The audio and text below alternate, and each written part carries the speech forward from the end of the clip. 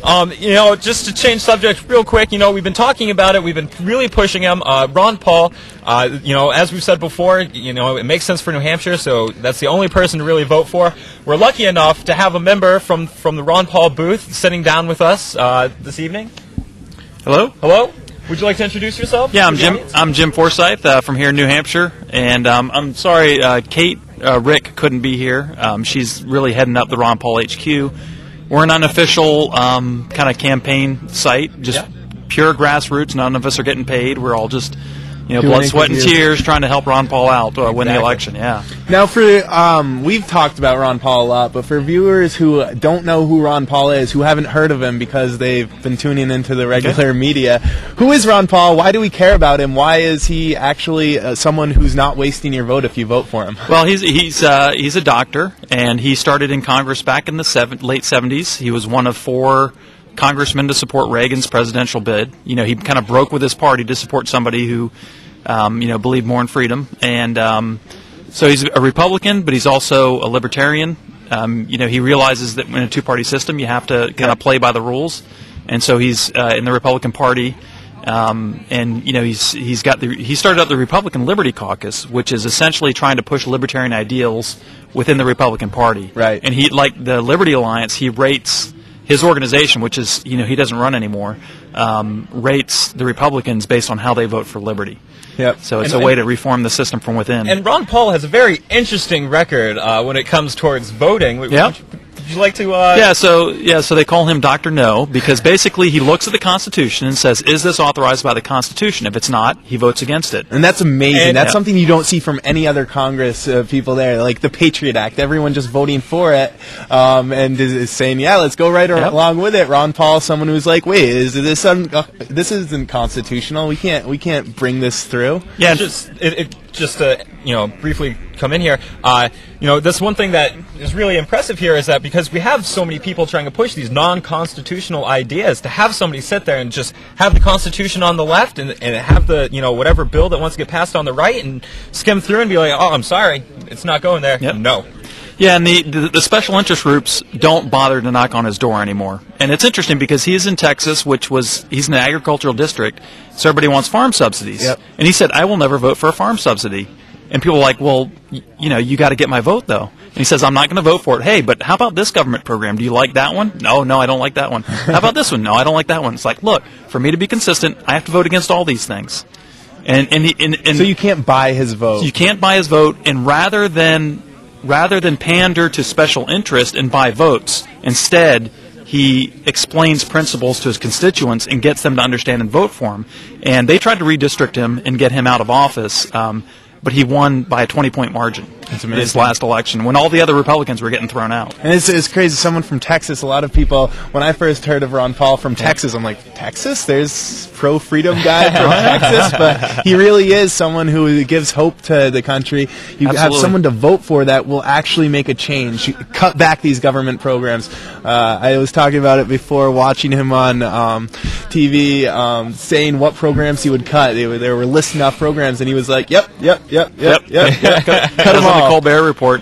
And it's interesting, I was reading his book, Foreign Policy for Freedom, which goes over all the speeches he's given since the 1970s on foreign policy.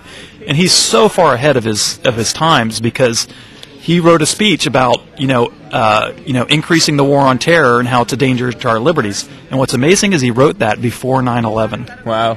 So he really, saw the direction we were moving in, before this even happened. Yeah. Well, that's one of the great things about Ron Paul is, he's not looking for where the next dollar is coming from. He's looking as how to preserve the quality of life that, this country was founded on and that we're supposed to be living. We're not supposed to be living in this, tyrannical, just a kind of oppressive society that we've been in. I mean, you should have the right and you should have the freedoms and liberties to go ahead and live your life the best that you can, because that's all you have on your time on Earth, is to live your life the best you can. Yep.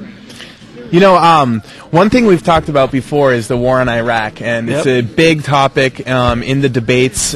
We see Republicans saying that we need to shift troops here, or we need to increase troops here, or we need a date for removal. All this crazy stuff. Briefly, what is Ron Paul's foreign policy on not only the war in Iraq, but also maybe foreign policy in general? Well, yeah, and that's the book I was telling you about. It's a summary of his speeches from the 1970s, and he's basically throughout his career, which is a 10-term congressman, has had a consistent approach of a non-interventionist foreign policy. Okay, this isn't isolationism. Isolationism is where you withdraw from the world both militarily and also economically. You have trade tariffs and stuff like that. But what he wants to do is to stop intervening in foreign countries, stop giving foreign aid, stop having military involvement, pull out of all these bases that we're in, but increase our trade, have free trade with countries, travel, make friends with people, and that would make us a lot safer than we are now. What he usually talks about, what I've heard Ron Paul talk about during the debates, is that we have this blowback where we go in there and we bring this foreign policy, we try to institute it, we go and institute it, but as we're going through with it, because we are intervening in other people's way of life, the blowback is not everybody agrees with that, and those are the terrorists that we're creating, and we are creating the terrorists as a government that's going over and bombing Iraq. We've been bombing Iraq for a decade. I think they'd get upset with us. If we're being bombed for a decade, we'd be upset. Yeah, and on the personal side, I've been in the military for 17 years in the Air Force, and between Gulf Wars, I was over in Saudi Arabia, stationed over there flying, enforcing the no-fly zone. And this was way before 9/11, and I was in some dorm rooms in Tehran, and 2 weeks later, I was out of those dorm rooms, and they got bombed and blown up. And it was because the Saudis didn't want us there, because we were supporting essentially a tyrannical government in Saudi Arabia, a kingdom. Which is kind of inconsistent with people with our say, approach. well, maybe I can't get rid of the Saudi government, but I can maybe get the Americans out, and then we can go after the government. Exactly. And so that's exactly right. The terrorists want they want us out of there, and they want to be left alone. They want to be left alone. You mean they don't hate us because of our freedoms, because of Coca-Cola, Britney Spears? No, and that's hard for people to understand. But I saw it firsthand, and 9/11 was not a surprise to people like me who've been over there, and understood. We were allowed to drive around for a while, and then as time went on, they gave us less and less cars over there, so that we couldn't go downtown because they didn't want us to be seen in their country because it was offending people. Right. And so what he was saying to me as a military guy was very refreshing, because it was something I understood for a long time. I was in Somalia, in Bosnia, and Iraq, and all this time away from my family. None of these things had anything to do with defending our country. And I signed up to defend my country, and Ron Paul understands that the military is for defense. And he's not some wimpy pacifist. He is someone who understands the military is for defense. And if someone attacks us, he'll go after him. And he went after. He voted for the bill to go after bin Laden, and he wants to issue letters of marque in reprisal against bin Laden, but he doesn't want to go attack a random country for political purposes. Yeah, exactly. So it's amazing. I mean, we really can't get enough of Ron Paul out here. We really want to get his name out there so that people understand who he is. I mean, the big media isn't giving him the play. On the debates, he's not getting the same amount of time as Rudy Giuliani's getting. He's not getting the amount of questions that most people are getting. They're really trying to marginalize him and actually bar him from the rest of the debates. I was wondering if you had any insight on how that's going for him with the rest of the debates, if he's going to be able to continue being in them. Well, just to first touch on that, so when he came to New Hampshire, we had more supporters come out to the debate rally than any other candidate. Yeah. And of all 10 candidates, we had about a third of the people, and we had the loudest people. I saw the YouTube video of it. And on CNN, if you look at the picture of the debate rally, you'll see everything but Ron Paul. Wow. They clipped it out. Maybe that wasn't on purpose, but they're there looking at the main candidates. Here they are. They don't care about the fact that Ron Paul has more supporters than them here. But yeah, he's been committed to the Iowa debates. He will be in the Iowa debates. Excellent. There is a little fracas going on right now because the Iowa taxpayers group did not invite him. Out of the 10 candidates, they invited 9. And so there's been a lot of calls going towards those people. And I read a quote on the internet that not inviting him to a taxpayer group was like not inviting Batman to an anti-Riddler convention. So he should be there, and actually the Fair Tax Organization has written a letter to those people saying you should invite him, and he's going to have a debate rally after their meeting, so that all the people coming out of that meeting can go right into his little party, and there's going to be hundreds of people there for that. So that's awesome. These things tend to turn against the mainstream media when they try to blacklist them, and they basically wind up looking like they're picking on them. Well, it'll only go against them as long as, like we said before, the vocal minority comes out and they say, no, we want Ron Paul. Bring on the Ron Paul. We want all of our options. We don't want 9 out of 10. We want 10 out of 10. That's what we deserve. That's what you're supposed to give us. Do your job, media. Yeah. That's exactly what people are crying out for in this country. You know what I've found with Ron Paul is when people actually do find out about who he is, they might not have voted in the past few elections because I'm like, who am I voting for? The lesser of two evils? Why does it matter? But now this is someone who has a chance of winning, who is not wasting your vote, who's someone who's actually going to get you back to the freedoms this country once had, to someone who's going to go back to the Constitution. And it's a really hope for people, disenfranchised voters who really thought that, well, there's no point in voting. Well, now there is a point in voting. So.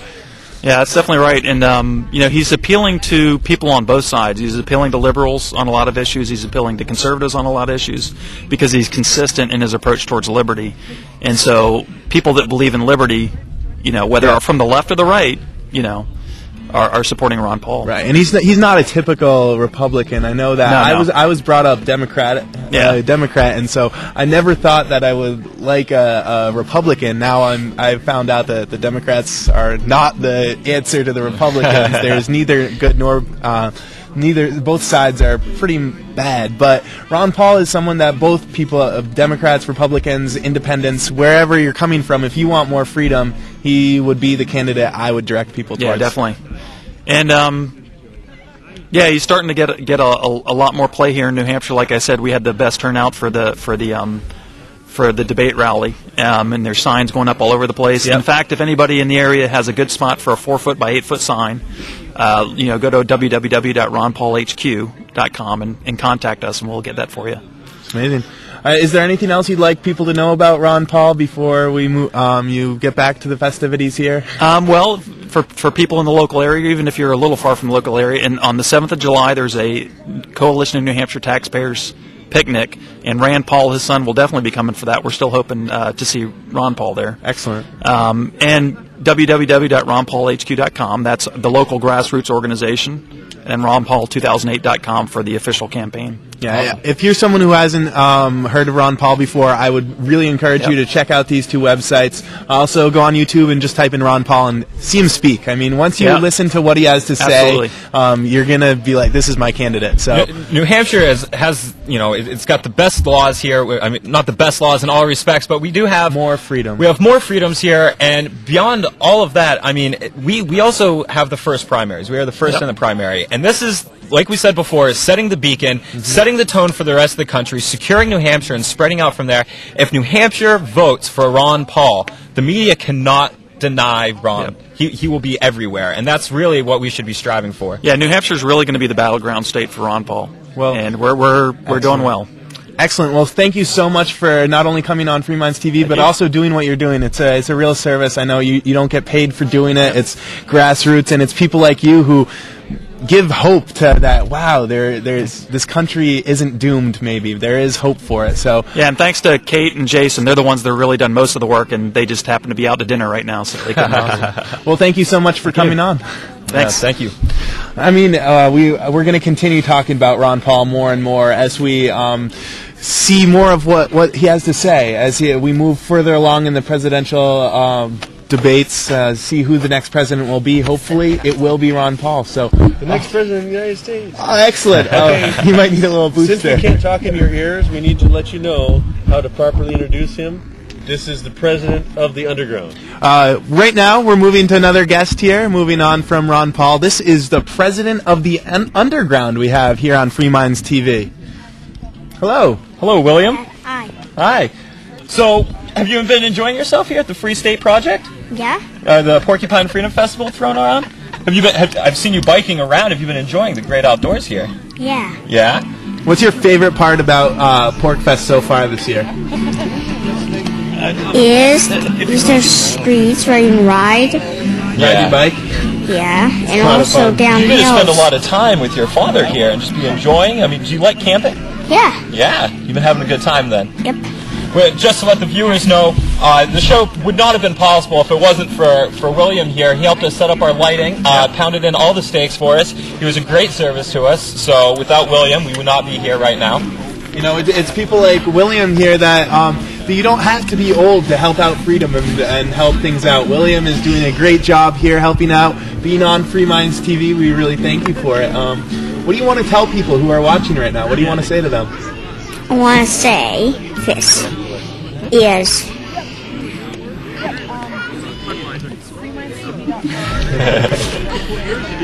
deep in thought. I mean, but do you really appreciate what everybody's doing here? Do you understand Yeah. about how we're trying to increase your liberty Yeah. and your freedom, so when you grow up and you have kids, that they have something to keep looking forward to and to keep preserving? yeah. That's awesome. That's awesome. Well, thank you for coming on Free Minds TV, William. We really appreciate it, and we really appreciate all the help that you gave us earlier setting up our set. Welcome. Oh, thank you so much. thanks a lot. Have fun riding your bike and enjoying the rest of camping, Okay. spending time here with lots of other families and friends. Have fun. All right. Well, Thanks thank you, a lot. William. You know, it's great. This is a family event. People bringing their kids here around the campfire. There's music playing in the background. People with their guitars. Family event here. It's really great.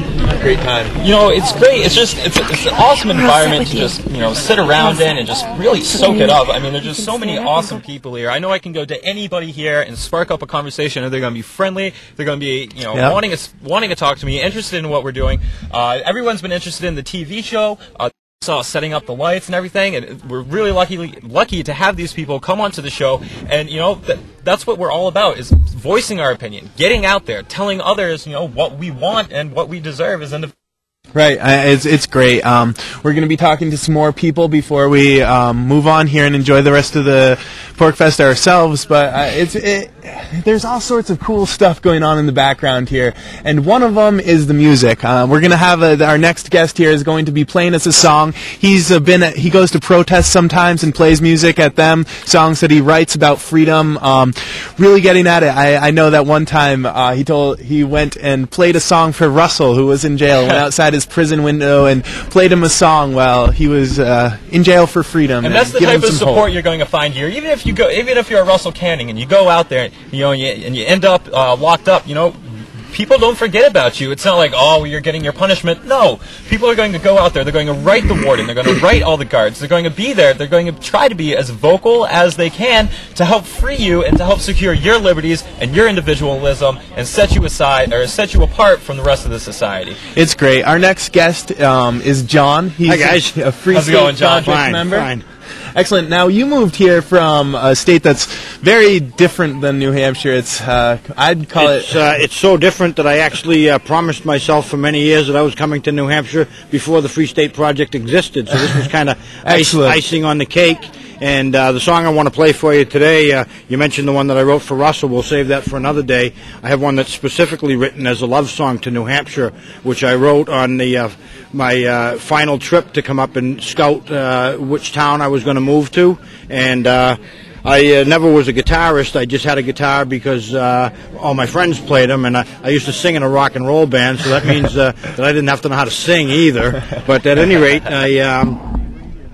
I went back to Massachusetts on that day and picked up the guitar, and this thing kind of wrote itself. So if you don't mind, I'll just play a song and get out of your way. Oh, that's great. I'm a little out of practice, so bear with me. If I hit a couple of off keys, I'll just keep going. All right. So this is a love song to New Hampshire called Let Me Call You Home.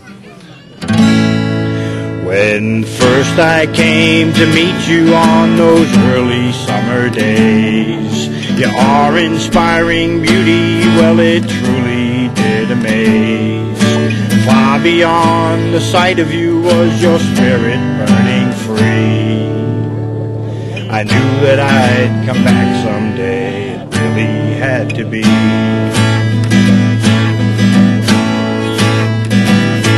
I had to go away, but I came back whenever I could. And you welcomed me each time I did, just like you said you would. You did not ask me where I go, and you did not ask me why.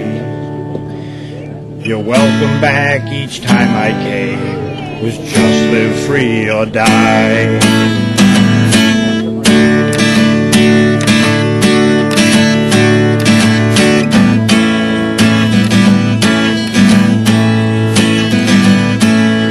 I had always heard that love can come at the first sight, And the values you and I share, we both hold with all our might. Most other folks around this land are really very kind, but their vigil over liberty has somehow slipped their mind. New Hampshire, if you'd have me, I'd love to call you home. You have everything I need to rest my mind and bones. When I cross your border, it won't be just to roam. I'll always stand by liberty, just like one of your own.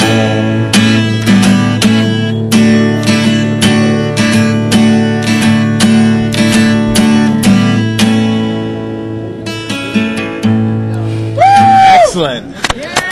I gotta say, Thanks. whatever kind of activism it is, writing a song, I mean, that's great. I mean, that's something that really makes me passionate about freedom. Just listening to you play that, put it into music there, it's really amazing. One of the things we're going to try to do with music and artwork is, some people have said the liberty message, the freedom message, if we could win on intellectual arguments alone, we would have won a long time ago. But we need to reach people's hearts, and that's something that I'm trying to do with my music. We need to involve other artists, visual artists. We've got people doing, video work. We need to get into doing some sketches and some paintings and all the arts that are going to reach different levels. There's people talking about liberty and freedom from a spiritual message. So it's not just an intellectual struggle. We got to reach the heart, the emotions, the spirit. It's excellent, and I love going. Anytime I go to a protest and I see you there with your guitar, I'm always like, oh, excellent. I'm going to get to hear some awesome messages about freedom, and I'm going to get to listen to John play his song. I mean, you came up here from Massachusetts. How's it been here since you moved up? What's different about it? What's different about it is, I'm more at peace now than I've ever been in my life. Just being around these great people, the things that we're doing. It's an imperfect world, but we're doing the best we can to improve it, and that's important.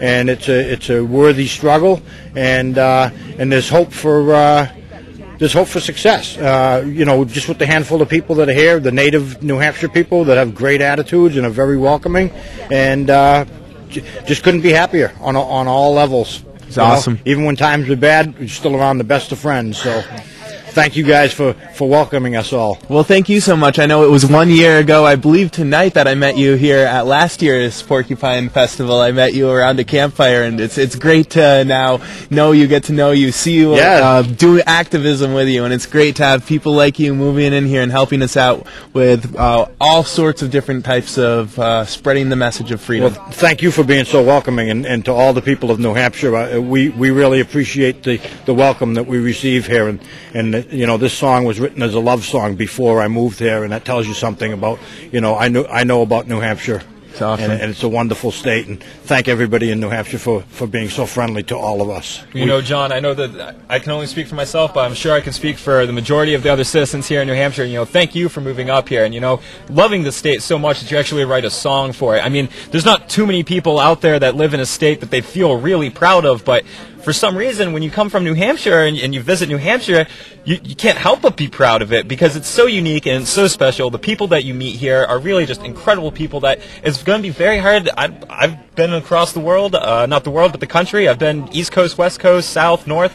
I've been all over it, and the best people that I've found have been right here in New Hampshire. Right. Well, with this song, "Let Me Call You Home," that is the most sincere thing. It's meant with the most sincerity possible, and I think that the people who are moving here, once they establish a residence here, the first thing I say to them, if I remembered, if I know they've recently moved, is welcome home, because we really do feel this is now our home. This is where we want to be, and this is home to us. So again, thanks. Well, thank you so much for coming on Free Minds TV, and I look forward to, once we're done here, going around the campfires and listening to more songs that you have to play. I've seen a couple episodes on the internet, and you guys do a great job, so pleasure to be on. Thanks. Thanks a lot. Thank you. It's great. No matter what you want to do for freedom and liberty, there's a niche for you. Whether it be making music, playing songs, whatever it is, there's something out there that you can do to help liberty and freedom. It doesn't have to be writing letters to the editor. It doesn't have to be campaigning your as your representative to vote on pro-liberty legislation, it can be really reaching people through art, through music, through whatever it is you're passionate about. You can take whatever skill that you individually possess, and you can always apply it towards freedom and always apply it towards liberty. There really is no limit, because for liberty and freedom to really take place, to really expand, that's what you're going to need. It's just a ton of effort, a ton of different talents, just going out there and getting the job done. And that's what we're doing here at the Porcupine Freedom Festival. We're making the networks, we're making the connections, we're doing the planning, we're trying to get it so everybody can enjoy these liberties that we just so happen to feel very strongly about. It's great. There's so many people here. We want to talk to them, and let's get right to another guest that's on. We welcome you to Free Minds TV. Would you like to introduce yourself? Sure. I'm Jack Shimek, live in Amherst, New Hampshire, and I met you at the legislature one day, Toby, so I haven't met you yet, Dale, so good to meet you. Nice to meet you, Jack. Well, so you're someone who's getting active, trying to help preserve the freedoms we already have and gain more freedoms, working on the inside. There's all sorts of different ways you can do things. What makes you passionate about freedom? Gosh, well, that's a long story, but I've been sort of involved in the freedom movement for about 35 years, from when I was in college, and I can't believe it was that long ago, but anyway, I actually have sort of a different approach to it, something I think I've put together from all my observations, and if you want, I'll just tell you what I'm doing here. What we did was we organized kind of a side group of meetings called the Alternatives Expo, and what that is there's a whole bunch of people that are already trying to be free in their little way and how they live their life. There's alternative medicine, alternative energy, organic growing. But the reason all these people do the things that they do is because the mainstream systems have broken down, or they're not working right. And so they may not be committed philosophical libertarians, but they're actually trying to be free in the way they practice their medicine, all that. So what we've done is looked at all these different groups as a movement, and they don't even know they're in a movement all together because they're actually in their separate little fields. So we're trying to form kind of a little fair where all these groups talk to each other and learn that they're actually all part of one big movement to be freer. And my theory is that what we all need to be doing, besides anything we do politically, is trying to live all the other aspects of our lives freer too, and to promote each other in our businesses, our alternative types of businesses and practices.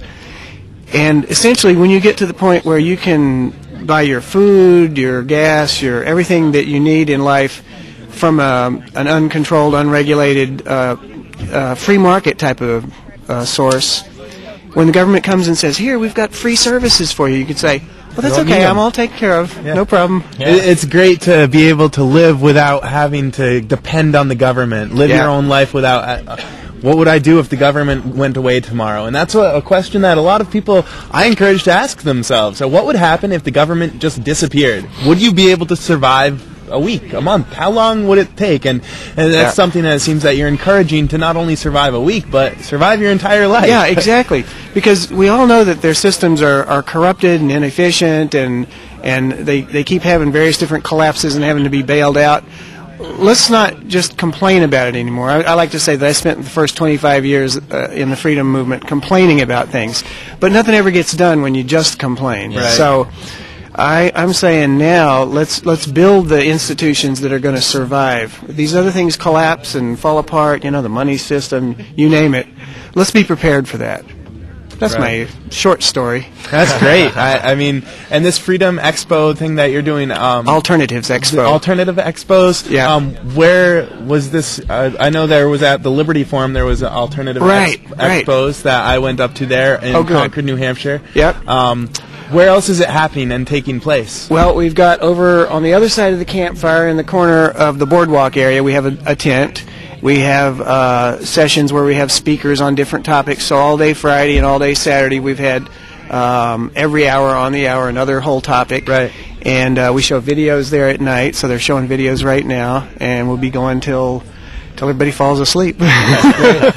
Just one of the great aspects of being here at PorcFest and enjoying one of the many, many things that you can do if you don't want to go and see the regular talks. There's alternatives. There's alternatives. That's right. It's really great. There's something for everyone. Yeah, exactly. And we've got to always be aware that we can't just be limited to complaining about things. There's usually an alternative. We've got to open our minds to what the alternatives are, and we're trying to help build a network. We've started a website. It's only about 10 days old, so it's altexpo.org. Altexpo.org. Yeah.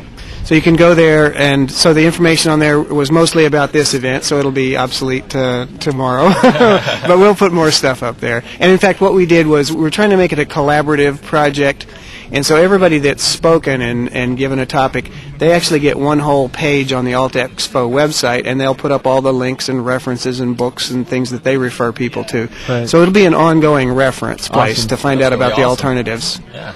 So we're having fun. Well, that sounds great. I mean, there's just so many different ways that people can work towards freedom. It doesn't need to be voting. I know you do get involved when it comes to helping out the legislator and giving them nudges where I see you at, but you don't need to work with just there. You can we had someone playing a song, or now we have alternative expos. It's That's great. right. Mostly I go to the legislature to tell them, no, don't do that. Stop. You can't do that. I don't approve of it. I don't let you. I don't give consent to it. Right.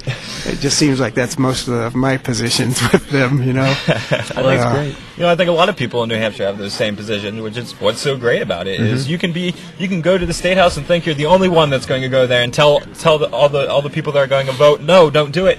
But you might be, greeted by 30, 40, 50 people that took the time out of their day, took a day off of work, took their kids out of school to really teach them something important.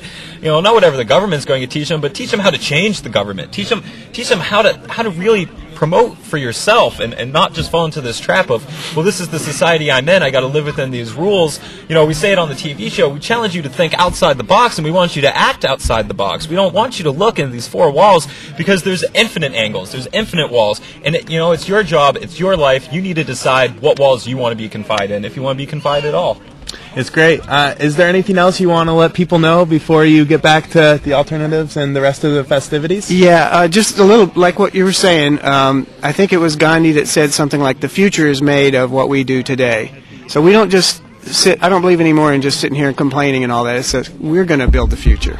We have the power. We're powerful people, and if you want it, this is the way I feel. Is I believe in this so much. It's in my soul. I've been in New Hampshire. I love New Hampshire. I love being here. I love what freedom and liberty brings towards people. I think it makes better quality people, better communities, better schooling, just better everything, because you actually have the ability to express yourself, be who you are, try the things you want to try, not be punished by it, not have to pay these outrageous taxes for these sloppy bureaucrats to sit around and just push you around. I mean, you get to take the wheel yourself and operate everything that there is. That's the great part about being here in New Hampshire, is everybody else has that mentality. Live free. I'm not for the dying part, but live free. Thank you so much. See you guys for coming on. Have fun at the rest of the PorcFest. Bye-bye. Oh, that's great. Every corner we turn, there's someone else with a different way that they approach the liberty movement. It's really good to have everybody here. I'm so appreciative to not only everyone who came to PorcFest, but the people who are taking the time out of it to come on our show, Free Minds TV, and tell us what they're doing and why freedom is so important to them. Exactly. We have so many different festivities going on. We got a great social hour going on behind us. As always, we're lighting the bonfire at the end of the night, sitting around, talking to people, having some adult beverages, and just really, getting to connect with each other and take a break from the long festivities that we've been having all day. But we do have another guest here that's willing and wanting to sit down and talk to us about why he came to Porcupine Freedom Festival, about why he's part of the Free State Project, and what liberty means to him. Welcome, Jay Russell. Hello. How you doing? The one reason why I'm here and we're all here is because this document, the Constitution of the United States, this is 220 years old. It's the supreme law of the land, and it should be obeyed, but our government, needless to say, is really trampling on our rights, and that's why the Free State Project began, because we're searching for liberty in our own country here in the United States. Well, the liberty was granted to us by the Constitution, and the Constitution was supposed to be set up so it would help preserve freedom and liberties for a period of time.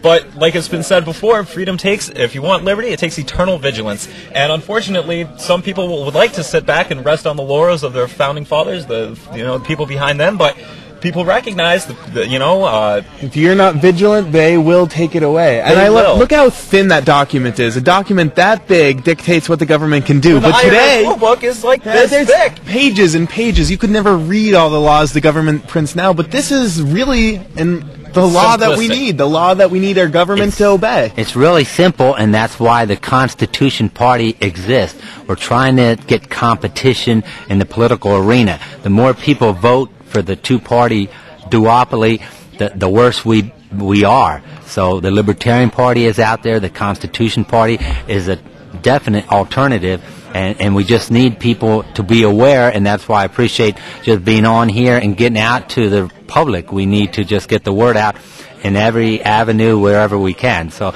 that's why I drove up here 8 hours from Pennsylvania to be up here, and really appreciate New Hampshire. Jay, speaking from somebody from New Hampshire, we really appreciate you taking the time to drive 8 hours one way to come up here and to show your support, to say, hey, you guys aren't alone. Maybe I haven't moved here yet, but I'm planning on it. I'm looking into it. Or even not. I'm not even sure if you're planning on moving, but just coming and being a part of this, being a part of the freedom and a part of all of this, it's so great. I mean, having so many people here that understand the Constitution. What we've seen, we've talked about judges not allowing the Constitution in their courtroom, saying, I'm sorry, that's been ruled on, you can't bring that in, but this is the law of the land. Should the Constitution be brought up whenever you want to, since it's what the rest of the country is founded on? Is the Constitution? Shouldn't you be able to reference it whenever you want? Well, that's what everybody up here at Porcupine Freedom Festival is trying to change, is to bring the Constitution back, get Ron Paul into office, talk about these issues that are they're just going to make us sick as a society. It's already been infiltrating us, and hopefully, Ron Paul can be the cure, and having individual people coming up and voicing their opinions, also help in the remedy. That's true. I try and carry this Constitution wherever I go. It's so small, it's so simple. And real quick, before I leave, in Pennsylvania in 2005, at 2 o'clock in the morning, the politicians gave themselves an unconstitutional pay raise. And that's so surprising. There was a revolution, and we voted out two state senators that were in there 30 years, and they were booted out. And next year I want to do the same thing. I've been very involved, so we just need the people to get involved. There's over 300 million people in America. That's why this country is strong, and every single one of them should believe in the Constitution, because there's something in here for everyone. So everyone agrees, whether you believe in God or anything. We all believe in rights are unalienable rights that you and I have. Now, one thing I'd encourage people, if they want to get more educated, is to actually read the Constitution. It's something that's you don't really teach anymore. I mean, the Constitution, everyone knows what it is, but how many people have actually read it? Go out and pick up a copy. It's not that thick. It's not going to take you all day. To be fair, I never did. I don't think I ever had to read it in public school, but I did go on a school trip and saw the Constitution and the Declaration of Independence in Washington or Philadelphia or wherever it was. So they just built a $200 million Constitution Center in Philadelphia, a half an hour from where I live. I mean, this is so important that they enshrine it, and yet no politicians except Ron Paul reads it. They do not look at it before they pass a law. How criminal is that? Illegal? It's it's absurd. We see the politicians not even reading the law that they vote on, let alone reading and then checking it to make sure it's constitutional. It's like they say, if you want it done, you got to do it right yourself. If you want the job done right, do it yourself. And unless you have a guy like Ron Paul, I'd put my faith into, but I'd always be there to watch him, which is what people don't do. They don't watch their government. They don't watch their politicians. They vote him in there. They think they're going to do the best for him, but the only person that can do the best for you is yourself, and that's why we're here trying to promote these individual freedoms and liberties and the Constitution. Thank you so much. This is it. If people want to learn more about are you from the Constitution Party? If they want to learn more information, constitutionparty.org. Thank you so much for coming on Free Minds TV and more. Thank you so much for making the trip from Pennsylvania. Okay. We really appreciate it. Thank you, Jay. Well, now I got the smell of s'mores going in the background, Toby. I mean, this is, things are heating up here. It's getting a little bit later. People are starting to have a lot of fun behind us. It's great. It is great. And, I'm just really glad that I get to sit here and I get to take my time. I'm not getting paid for this. In fact, it's costing me some money to do this, but I don't care. I like doing it. I love doing it. This is what we do. This is the first time we've been able to give you a remote show, outside the Cheshire TV studios. Here we are, Guilford, New Hampshire, the Gunstock Mountain Resort, sitting here with other liberty-loving people like ourselves, people not like ourselves,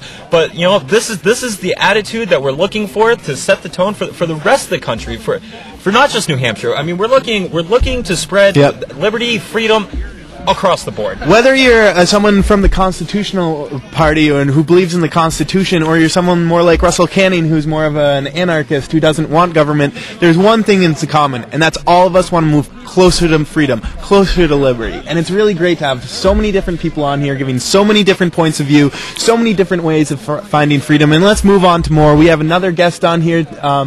Would you like to introduce yourself? Tell us about where you're from, why you're here. Am I close up to the microphone? I have to get closer. I think a little bit closer might help you a little bit. Scoot my chair up a little bit. All right. My name is G. Friedrich Schramm. You can call me Fritz. It's a lot easier. All right. I'm from Lancaster, Pennsylvania, that neck of the woods, and I'm with the Liberty Dollar. Excellent. We talked about the Liberty Dollar earlier, an actual currency with backing. It's great. Yeah, a little bit more than that. The money is worth something. Right. Yeah. And the biggest thing I always like to do, I always have a lot of fun with it. Everywhere I go, I'm an equal opportunity spender. I'll pull out a Liberty Dollar, flip it around a little bit like that, but when I go to buy something, I say, would you like real money or government money? Pull the hand out and drop it right there. That's the response right there. Pure silver, 1 ounce, 1 troy ounce. It's amazing. So many people don't realize that the Federal Reserve notes that they have in their wallet are really backed by nothing. We used to be backed by the gold in Fort Knox, but we got taken off the gold standard. We're no longer having gold and silver stored for us. And you know what? Ask the politicians where it went. They cannot tell you where the gold is I've done right that. now. I've done that, as a matter of fact, because one rainy weekend I got onto a website, U.S. Fort Knox website, I think it was, FortKnox.com or whatever it was, and sent them a little email. I had to go through a back door to find a Contact Us link. And I knew before that there used to be 796 million ounces of gold at Fort Knox, like in 1939 when they first built it. And they had less than that today, but I couldn't find any legitimate numbers. So first email I sent was, how many ounces do we have at Fort Knox? And they replied back to me, well, it's none of your business, but we know you, and we know you're going to go through your representative, so we got 143 million ounces of gold. So my next email to him, my reply was, where'd the gold go? And that's our nation's wealth. That's our wealth. Exactly. Us as citizens. I mean, if it's not there, someone stole it, because I didn't give it to anybody. Right. Did you give it to anybody? No. Did you give it to anybody? I don't think the viewers out there gave it to anybody. I've acquired a lot, but I didn't give it to anybody. That's a whole different story. Exactly. And that's the thing, is if you can't tell us where the gold is, well, then you must have stolen it. And why make it so hard to show? I mean, you know what they said to me? What'd they say? First off, they said, well, really, it's none of your business where it went. I said, well, I'm only an American, right. But they said, well, maybe some's in Denver, maybe some's in San Francisco, maybe some's in Philadelphia, maybe some's in West Point, but we don't really know. Because it has been audited since, 1974, since Jerry Ford went through. His administration went through. And this is the scary part, is people used to say, well, what if they came in? I mean, I believe the story with Gerald Ford is everybody said they stole the gold from Fort Knox. They brought in 18-wheelers and they moved all the gold out. We want to make sure that the gold's still there. And, behind our backs, they've slowly stolen it. If we had 769 million ounces of gold, and now we're down to 143, that's 650-something ounces of gold that's a bunch. Disappeared. I mean, how can any politician ever explain that? That's our national wealth, like you say. What do we have really backing up our anything anymore today? Just a bunch of working stiffs that are going to be willing to pay back $700,000 to $800,000 of $8.7 trillion debt. Exactly. That our politicians rang up for us. I'm not willing to donate my $600,000 to $700,000. How about you guys? We've talked about a little bit before. I've read some articles about how the Federal Reserve really doesn't like the Liberty Dollar. It seems like they're threatened by it. Well, it's not really the Federal Reserve. They don't have a problem with us. The U.S. Mint. The U.S. Mint, I'm sorry. Has the biggest problem. It's their legal staff that thinks they're a bunch of judges because they've deemed it to be, quote, fraud. And I always say, gee, we've produced a product that is far better than the United States Mint ever produced. We're .999 fine silver. It's all but pure. And the best the U.S. Mint ever produced, like before 64, was 90% silver. So it's just a bunch of envy, really. So they're basically saying this is your dollar envy, with backing is fraud. Yeah, our dollar with zero backing, that's the real deal. When you talk about fraud, what's a Federal Reserve note? There's nothing federal about it. There's no reserve.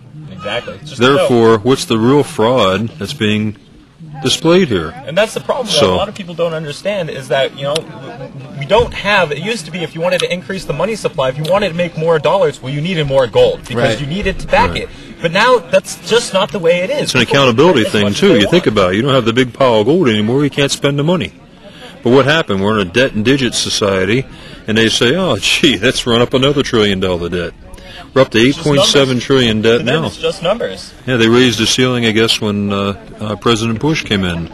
It was, $7 trillion. They had to raise it because that was maxed out. And right away, it ran up to $8.7 trillion almost overnight, Exactly. These guys just spend, no accountability.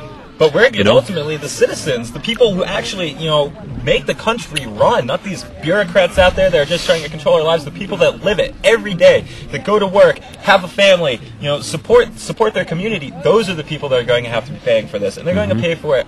If we don't do something soon, it's going to be pretty hard. All right. So that's the biggest thing. I just really enjoy doing that. I mean, it's like, I call them dropping the liberty. With that comes a responsibility. That's one thing I always say. With freedom comes a responsibility. You don't just drop it and go. You got to tell them. And then the first thing I say to them is just give out as change to your customers. 9 out of 10 times people say, oh, I'm keeping this. This is going home with me. Yeah. They put it in their pocket and pull a Federal Reserve note out and stick it in the drawer. But I always think it's best just keep it circulating. Yep. The more people that know about this, the more people that will use this, the better off it's going to be for society. Exactly. You know what I'm saying? We've got over 20 million in circulation now. Over 100,000 people in America now that are distributing Liberty dollars. And the best thing, what really attracted me towards the Liberty Dollar is they have online versions where you can take your Liberty Dollars, you can have an online account, and you can transfer funds around like that. Not just that, but you can pay almost any bill online through our digital liberties. So digital liberties are really cool because my wife does a lot of shopping on eBay. Something about women and shopping, I don't know what it is. But anyhow, if people want to get I'll send them an email that says, hey, you want silver? And they say, yeah, cool. I already got their email address, so boom, I just do an ELD transaction, send them the silver, and they're like, what do I do with it? And it's anything you want. You can either send it on to somebody else, or you from a local RCO, or just get the silver. I'll send you the silver for it if you'd rather have that. Send it back to me. That's a great way. So, money back guarantee on it. If people want to get more information on the Liberty Dollar, you don't got to pay the eBay fee either, by the way.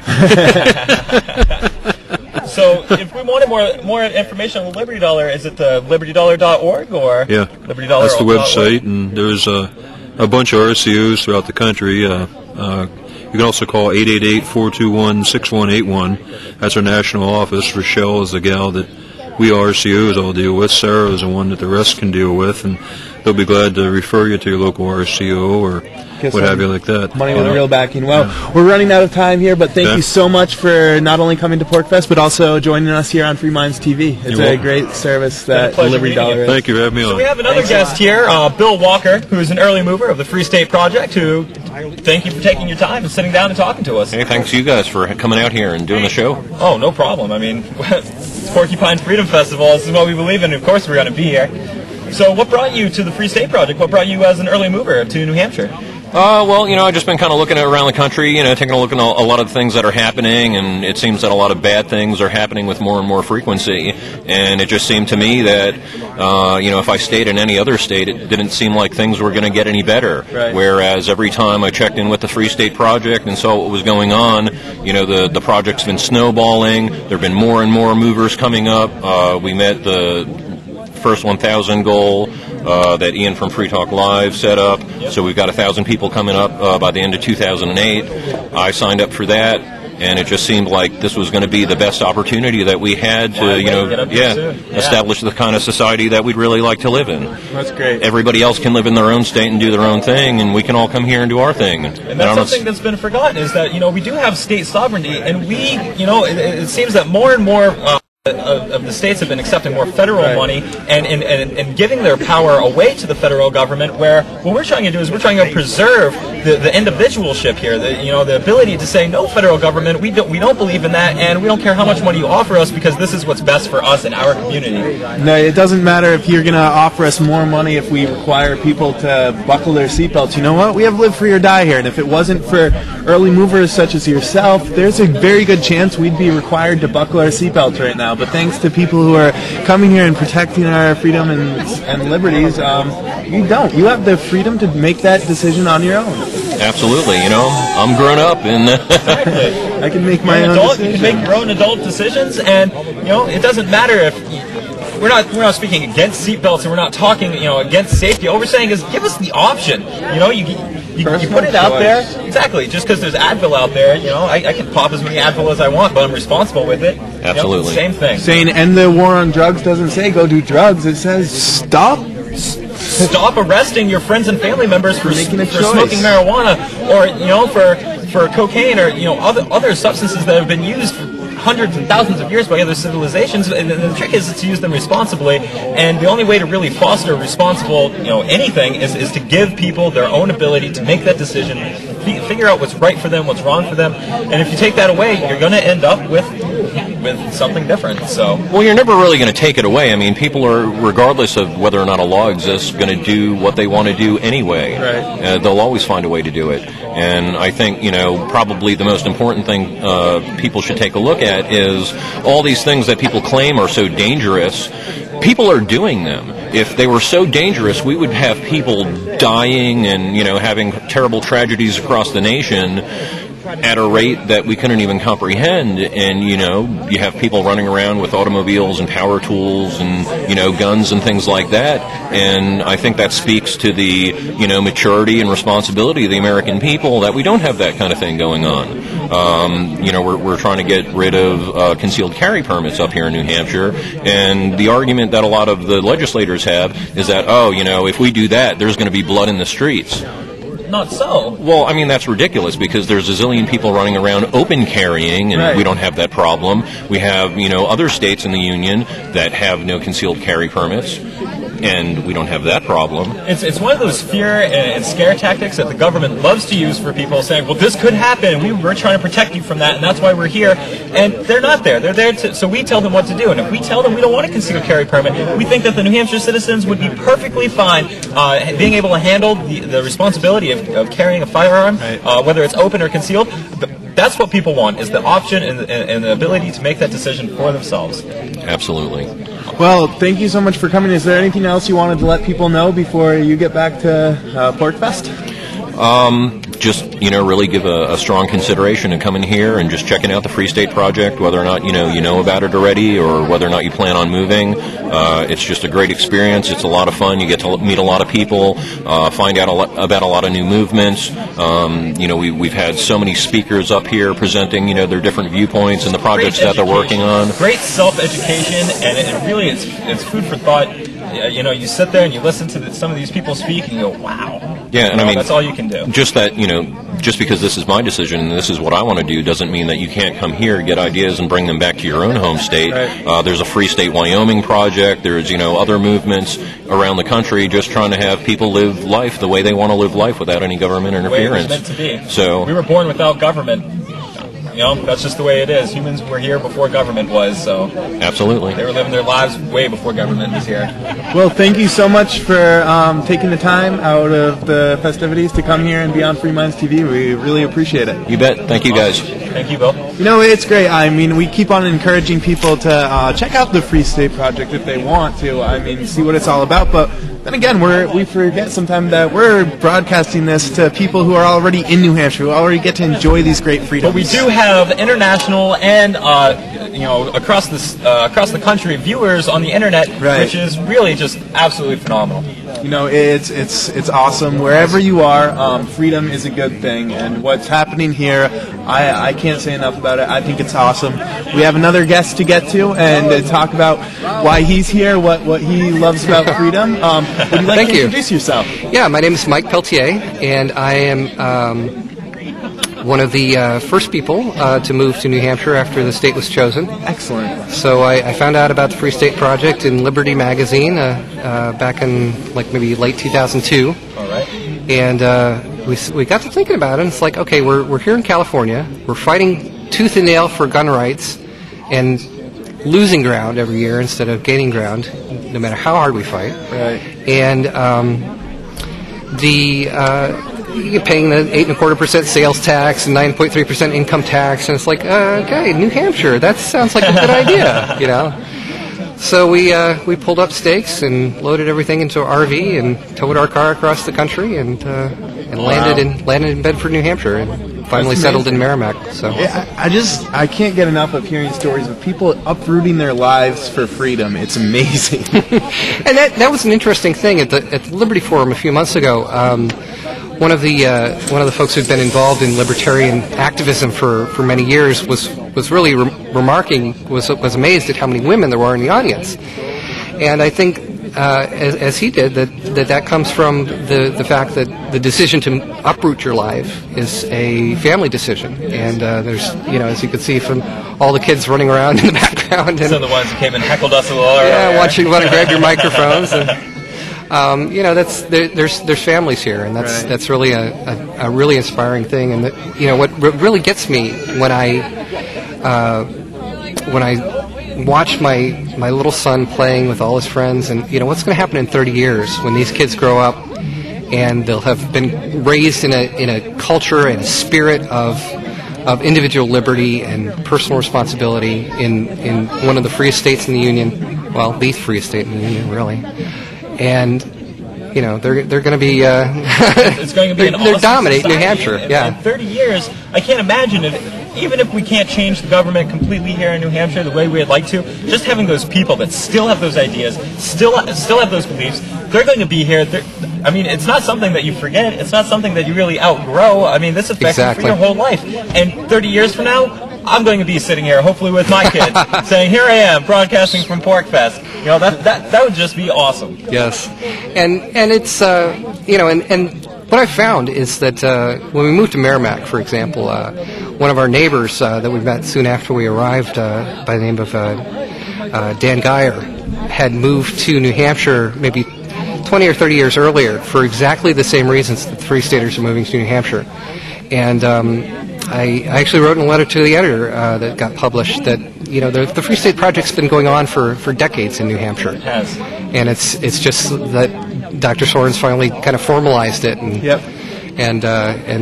put a name on it. So just get people here to keep New Hampshire as free as possible and gain more freedoms, because while New Hampshire is it may be the freest state in the Union, at least that's not saying much. Exactly. We still have a long ways to go. We still need to scale back the government. We still need to gain back the freedoms we've lost over the years from not being vigilant, not having enough reinforcements, enough activists. But now that people are coming in here and helping us out, there's really a chance to preserve freedom and take back the ones we've lost. Yeah, and that was really the key thing that drew me to Gun Owners from New Hampshire.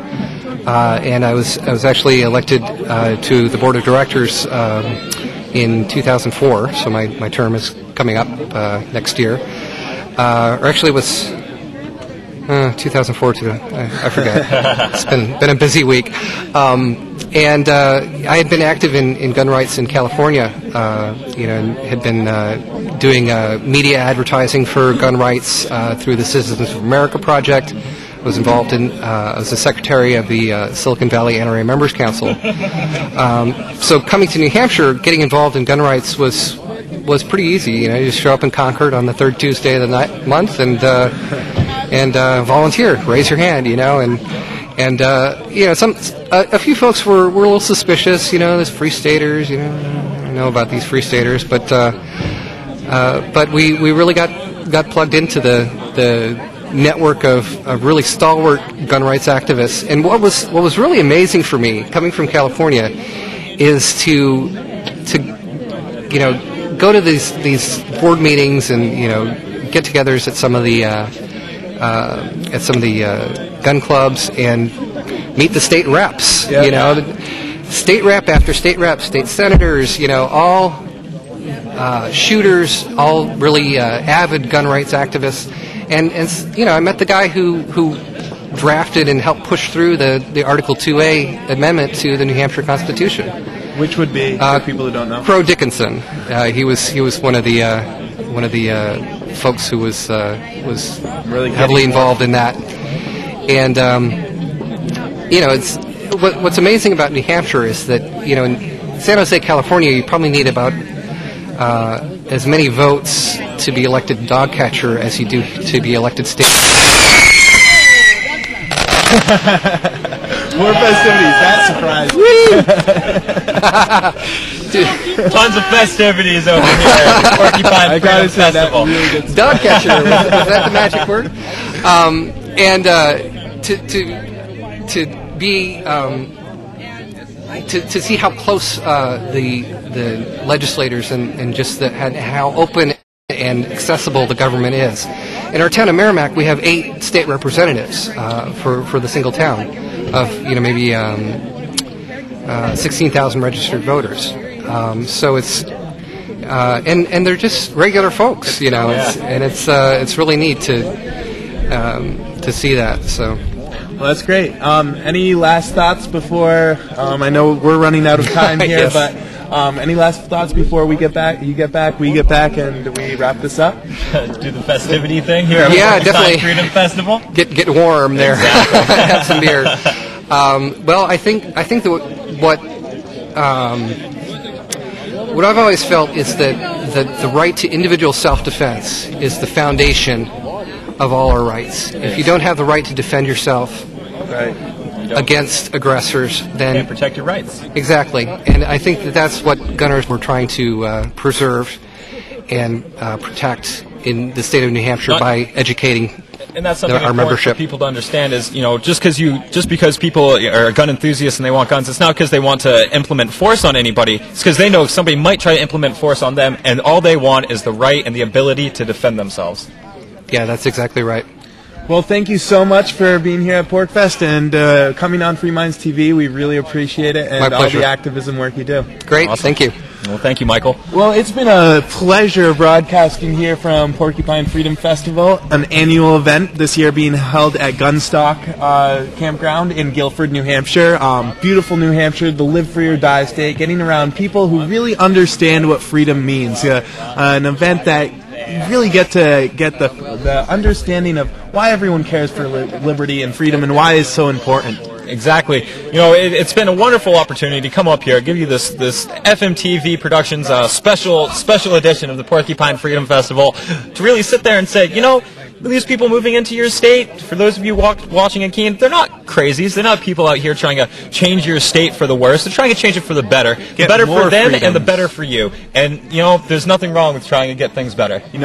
More freedoms is only a good thing. Legalizing freedom, it shouldn't have to be legalized, but legalizing freedom and keeping the government small, it's a great thing. I'm really happy you could join us, whether you're in the state, whether you're in Keene, or whether you're watching somewhere else.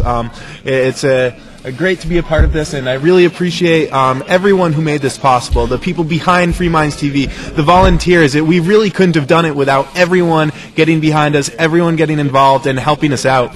And we just feel like we're just doing our job here, getting up here, trying to make this as public as possible, because so many hard hours have been put in to make this event possible, to get the Free State Project going, to really try to get people excited and educated about their liberties, their rights, their freedoms that they've seemed to lose over the years, that have been eroded away, and we're just trying to build them back, build a solid foundation for our families, our future generations, and what better place to start than right here in the great state of New Hampshire. All right, well, thank you so much for joining us. You can visit us online at freemindstv.com. Tell us what you think. Go to contact us. You can also see archives of the regular show posted. We also have a podcast in audio format. So log on to freemindstv.com for more information, show content, and everything else Free Minds TV related. Thank you for tuning in. Thank you for viewing. I hope you've really appreciated this production that we put on for you. It's been quite an endeavor on our part, and as well as everybody else's up here. We'd love to take the time and thank everybody who decided they'd like to sign up, be a guest on Free Minds TV, show you guys, the viewers out there, exactly what it is that we have going on out here, and the type of people that are really excited and active and trying to preserve liberties for themselves and for others as well. It's been a great time here. Thank you very much, and have a great night, day, or whatever it is where you're watching this. Thank you. Take care. Dave Ridley here from NHFree.com. I'm going to just do a quick runabout here and look at some of the tables here at Porcupine Fest at Gunstock. All the Free Staters coming out of the woodwork here to sell their wares and get their points across. Hi, Beth. That's Beth. She's from Rhode Island. There are about 360 some odd people to be registered here today. This is Charlie Hampy's booth. He is selling Liberty Dollars, which are an alternate currency made out of pure silver. They're designed to be a competitor for the United States federal dollar, which is, of course, not really backed by any metal. The Liberty Dollar is just made of silver, so it's got an intrinsic value. There's Bob Kingsbury here. He's running for Libertarian Congress. Kim Blevins, he's a Libertarian candidate also for Congress. That gentleman, I don't know. But lots of nice folks here. I guess this must be the Libertarian Party booth.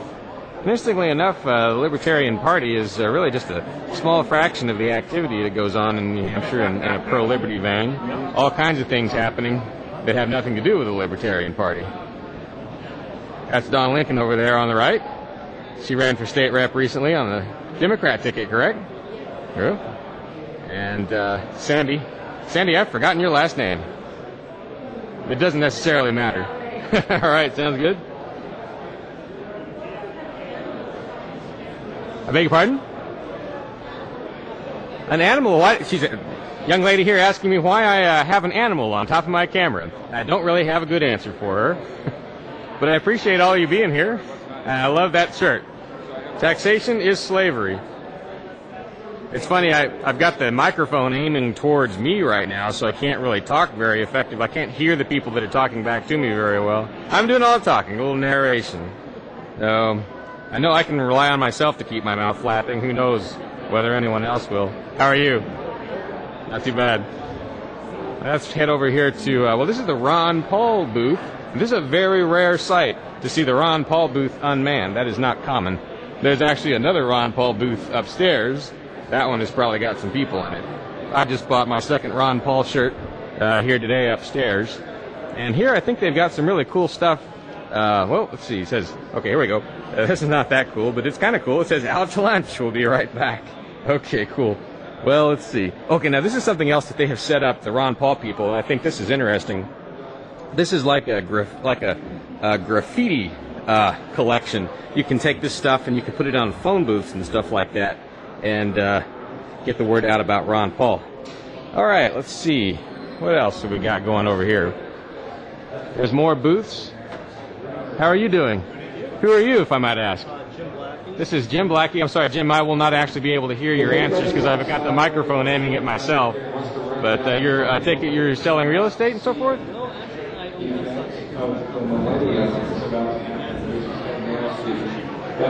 Okay, so he's got a grassroots chamber organization here. That's very cool. All right. And your name again is Jim? All right, it's good to meet you, Jim. I'm going to keep moving. I'm rolling. All right. Cool. Let's see. What else we got here? We have the New Hampshire Citizens Homeland Security Association. Now, I'm not sure precisely. I don't know much about these guys, but at some point I may interview some of these folks. I'm going to stop the camera now because there's too much noise. Dave Ridley here from NHFree.com, reporting in, taking a little video of Porcupine Fest at Gunstock. Gunstock is not quite as pretty as Lancaster, where we used to have Porcupine Fest. However, its conversation is much of what makes Porcupine Fest exciting. Mike Ruff, who just recently moved here, is talking with friends, including Mark Edge here from Free Talk Live. And they're discussing gun rights right now. I'm going to And I'm one of his amplifiers. I'm going to peek in on the conversation here. Then getting out in the civilian world and learning how much I didn't know about firearms and starting to learn from civilians instead of from the military, I changed my teaching style. Within 2 hours, I had her shooting at silhouette. Keep yelling at one guy because he kept creeping back from practice for a potential situation where someone's coming at him maybe and he has to draw his gun quickly. But it's a little nerve-wracking because like it's one thing when you're on a range that's set up for that and you've got somebody who's an expert. But the problem is too many of these guys are doing it because they saw it on the movies. Right now, there's a speech underway inside discussing ways to work outside the political system to get more freedom. And this is Russell Canning speaking. He's one of the most famous New Hampshire freedom activists. He's a very interesting guy. Let's see what he has to say. Looks like right now he's talking about the Ed Brown situation. I guess you better be there next time. So, anybody else have I run out of time? We have another question? I should go into the crowd and tell you or something. I heard you had some plans to buy land in Grafton and set up a community there, fellow Free Staters or New Hampshire Undergrounders. Is that correct? And could you go into a little detail about that? Kind of. All of us, we've had lots of conversations like this week. How can we make it easier for Free Staters to move here? And so, in whatever part of the country, whatever part of the state, it would be good to have houses that aren't that expensive or are really big so that you can rent out rooms as a single guy. So you've got Here is a site that is commonplace.